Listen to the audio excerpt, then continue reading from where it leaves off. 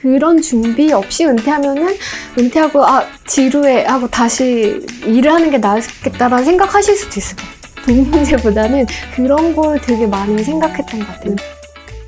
보시면 김대현님 같은 경우 부부가 함께 은퇴를 하셨어요. 네. 너가 더 다녀라 내가 더 다니자 싸우고 있거든요. 네. 내가 먼저 할래 네가 먼저 할래 이렇게 하고 있는데 네. 어떻게 두 분이 같이 하시게 되셨어요? 저희 집도 처음에는 남편이 먼저 은퇴하고 저는 늦게 하기로 했었어요. 그래서 남편은 오래전부터 은퇴를 꿈꿨고 저는 사실 일하는 게 재밌었거든요. 그래서 회사를 그만둘 생각은 처음에는 없었어요. 그랬다가 좀 나이가 들면서 회사의 일이 점점 재미가 없어지는 거예요. 일을 만들어가는 건 너무 재밌는데 연차가 올라가면서 약간 관리하는 업무를 받게 되잖아요. 근데 약간 저는 일이 재밌는데 관리하는 업무는 제가 원하지 않아도 회사의 목표를 이루기 위해서 사람들을 이렇게 조금 달리게끔 이렇게 해야 컨트롤 해야 되는 되는데 부분이 있고 푸시해야 되는 부분이 있고 그게 좀 저는 정신적으로 많이 힘들었고 회사 다닐 때 일을 좀 되게 열심히 하는 스타일이었는데 그런 게 쌓이다 보니까 이제 몸도 좀 아프고 약간 막 불안장애 증세 같은 것도 오고 막 좀 그랬어요. 그래서 남편한테 나도 같이 은퇴를 해야 되겠다. 그렇게 얘기할 때 남편이 결혼하기 전에 남편한테 내가 먹여 살릴게요 이랬거든요. 그래서 김대현님이 남편분에게 네. 그래서 너가 약속한 게 있으니 나 6개월은 가정주부 하게 해달라고. 그래서 약속을 뭐 지키지는 못하고 한 3, 4개월 이제 남편 먼저 그만두고 저는 이제 따라서 그만뒀어요. 네. 왜냐면 직장인이 은퇴를 꿈꾸긴 하지만 네. 가장 현실적으로 부딪히는 부분이 경제적인 부분이거든요. 네. 과연 금액을 어느 정도 모아놓고 은퇴를 하신 건가요? 저희는 이제 연금을 좀 중요하게 생각했는데 연금은 저희가 막 모은 게 아니라 어느 순간 쌓여있던 연금이었어요. 그래서 그 연금을 제외하고 저희가 필요한 돈을 계산했을 때 5억 정도라서 5억을 모으고 은퇴하자라고 이제 약속하고. 보통 은퇴를 꿈꾸면 최소한 10억 정도는 그렇죠. 생각을 일반적으로 하고 있는데 두 분 기준으로 5억인 것 같은데 적지 않나요? 근데 이제 저희가 연금 만 55세부터 연금으로 생활할 계획인데 둘이 그냥 이제 퇴직금도 연금으로 저희는 받을 계획이어가지고 그거를 이제 혼자면 좀 부족해 보일 수 있는데 둘의 연금을 더 하니까 생활할 만 하더라고요. 그래서 이제 뭐 은퇴를 40에 했으니까 만 55세까지 버틸 돈만 마련하자 그런 생각이어가지고 생활비를 계산을 해봤어요. 저희가 좀 계산을 한 달 한 250 정도? 그 정도면은 이제 충분히 생활하겠더라고요. 그래서 이제 그걸 계산을 해보니까 4억이라는 계산이 났고 그 다음에 좀 약간 여윳돈, 그 다음에 여행도 좀 다녀야지 이런 생각해서 1억 추가해서 5억을 목표로 했습니다. 그러면 이렇게 해야 되겠네요. 한 달에 250이면 1년이면 3천만 원? 40세 은퇴하시고 55세 연금 개시 시점까지 한 15년? 그래서 4억 조금 더 있으면 되겠다. 거기에 1억 정도 더 모으면 은퇴해야지 해서 5억이 됐을 때 딱 은퇴하신 거예요? 네네, 맞습니다. 그리고 남편이 저보다 6살이 많기 때문에 6년간은 이제 절반만큼의 또 연금이 먼저 받으니까 그래서 그렇게 계산이 나더라고요. 어떻게 보면 또 뭐 자녀가 있거나 이런 경우는 금액을 좀 더 올려서 책정을 해서 목표 금액을 좀 잡으면 어디도 계산할 수 있는 부분인 것 같아요. 또 이제 궁금해하실 것 같아요. 그 전에 또 어떤 일을 하셨는지도 또 궁금해하실 것 같거든요. 2004년쯤에 첫 직장이 지금 없어졌었지만 다음이랑 포털에 계약직으로 입사를 했어요. 그래서 거기서 정직원 전환되고 한 6, 7년 있었나? 그런 다음에 이제 삼성전자에 잠시 가서 스마트 TV 뭐 콘텐츠 기획 뭐 이런 일을 했었어요. 다음이랑 삼성전자는 둘 다 좋은 회사지만 문화가 되게 다른데 전 첫 직장이 다음이다 보니까 다음의 문화 이미 6년 동안 익숙해져 있어서 조금 고민을 하고 있을 무렵에 다시 와. 그래서 다시 갔어요. 다시 가서 뭐 일하고 있는데 그게 이제 합병일인 바람에 카카오로 바꿔서 뭐 이직이 또 돼버린 거죠. 그래서 카카오에 있다가 마지막에 퇴사하기 직전에 SK텔레콤에서 이제 또 서비스 기획 일을 하다가 퇴사를 했어요. 어떻게 보면 누구나 꿈꾸는 그런 직장을 삼성뿐만 아니라 카카오 하면 다 가고 싶어하는 직장이잖아요. 그럼에도 불구하고 퇴사를 하셨던 거는 그만큼 업무 부담이나 여러 가지 힘든 부분이 컸기 때문에. 그냥 모르겠어요. 그냥 제가 재밌어하는 그런 프로젝트만 했으면 더 오래 일했을까 싶기도 해요. 근데 이제 40 즈음에도 친구들을 보면 관리직으로 가지 않으면 어렵고 특히 이직을 할 때 전에는 실무만으로도 충분히 이직이 가능했다면 이제 뭔가 리더 경험이 없으면 이직하기도 좀 어려워요. 관리직으로 올라서야 된다는 그런 부담감. 저도 막연하게 이제 회사 생활 오래 하려면 리더가 돼야 됐구나라는 생각을 했는데 저한테는 안 맞는 것 같아서 저는 그러니까 리더가 가져야 되는 제 자질은 일을 잘하는 사람과 정말 달라서 적응의 시간이 필요하지만 그 적응의 시간이 제가 되게 견디기 어려웠던 것 같아요. 혹시 네. 나 정말 진짜 은퇴해야겠다 결정했던 에피소드 같은 거 있어요?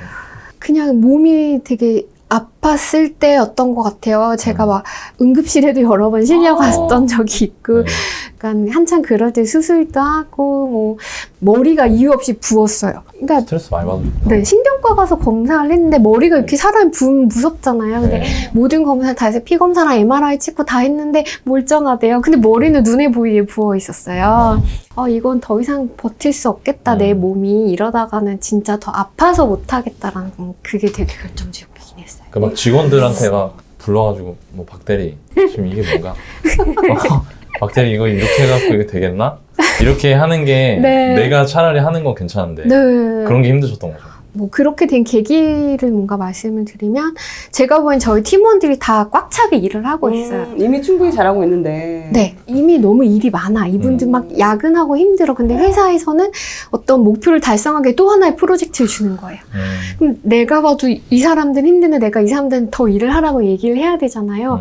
그게 너무 괴롭고 이거를 그냥 받아주는 분들도 있지만 그거에 대해서 이제 항의하는 분들도 있을 거잖아요. 아니 이걸 하라는 거예요? 팀장님 이게 지금 말이 됩니까? 네. 이렇게 그쵸. 근데 그 너무 입장이 이해가 되는데 막 저는 막 나름 되게 싸웠거든요. 막 저는 이분들한테 많이 대들고 막 싸웠는데 그분들은 모르잖아요. 모르잖아요. 저게 진짜 너무 마음 아픈 일이지. 그쵸. 근데 막 그거 야 나 되게 싸웠어 하고 생생대서 그러니까 가운데 껴가지고 샌드위치로 네. 그게 이제 선배 리더분들한테 조언도 되게 많이 구했는데 그냥 익숙해져야 되는 일인 것 같더라고요. 다른 방법이 없이 그냥 익숙해져야 되는 일인데 그게 저는 조금 힘들었던 것 같아요. 나 이거 못하겠다는 생각을 했던 것 같아요. 그때.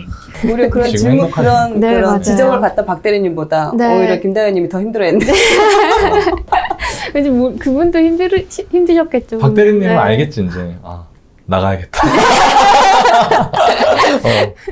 그렇다면 지금 어떻게 보면 또 이제 5억이라는 돈이 물론 큰 돈이기도 하지만 또 이제 맞벌이하고 이제 열심히 이제 해서 몇십 년 동안 5억이라는 돈을 가지고는 있으나 이게 또 돈이 있다고 해서 쉽게 그렇죠. 그래 나 은퇴하겠어 이러기 또 쉽진 않거든요. 네, 맞습니다. 어떤 이유 때문에 보통 일반인들은 돈이 있어도 은퇴를 못하는 걸까요? 저도 사실 은퇴 전에 끊임없이 했던 고민인 것 같은데 뭔가 불안감이랑 포기해야 되는 것들이 있다 보니까 그것 때문인 것 같아요. 사실 이제 계획대로 인생이 돌아가진 않으니까 무슨 일이 닥칠지 모르잖아요. 저희 몇 번의 경제 위기를 겪었지 않습니까? 그래서 그랬을 때 그걸 어떻게 대처할까라는 불안감이 분명히 있고 월급이 꾸준히 따박따박 들어오는 게 진짜 되게 좋은 거잖아요. 월급이 사라지면 그런 경제 위기에 부딪혔을 때 그걸 극복해 나갈 자금이 조금 아쉬우니까 그런 불안감도 전 되게 클 것 같고 그 다음에 회사라는 게 이제 단순히 돈벌이 수단 아닌 것 같아요.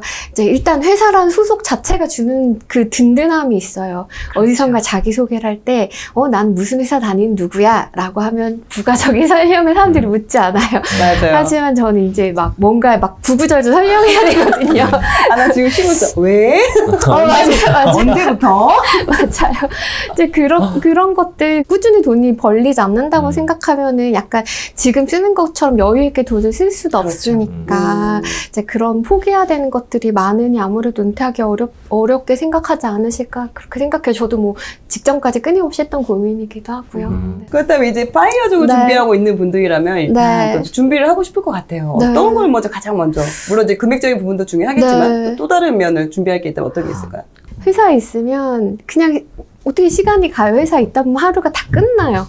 근데 은퇴를 하면 되게 능동적으로 뭔가 계획을 세워서 해야 되는데 이게 사람들이 놀면 좋겠다, 노는 거 부럽다라고 얘기는 하지만 이제 휴가가 좋은 건 일하다가 놀았기 때문이거든요. 좀 지루한 면이 있죠. 네. 심하면 우울해요. 맞아요. 그래서 막 그런 내가 은퇴 후 뭘 할지를 하나 좀 정해야 될 것 같아요. 내가 회사를 그만두면 난 어떤 사람이지? 나는 뭘 할 때 행복함을 느끼지? 그게 중요한 거예요. 난 뭘 할 때 행복함을 느끼지? 그런 걸 되게 많이 생각했던 것 같아요. 은퇴하고 난 우리는 무슨 일을 할 수 있을까? 저희 남편이랑 이제 은퇴 준비하면서 그런 대화를 제일 많이 했어요. 돈 문제보다는 은퇴하면 우리 뭐 할까? 그런 준비가 진짜 많이 필요한 것 같아요. 은퇴 자금도 사실 은퇴 우리가 뭐 할까에 따라 되게 달라지는 거니까요. 그런 준비 없이 은퇴하면은 은퇴하고 지루해 하고 다시 일을 하는 게 나았겠다라는 생각하실 수도 있을 것 같아요.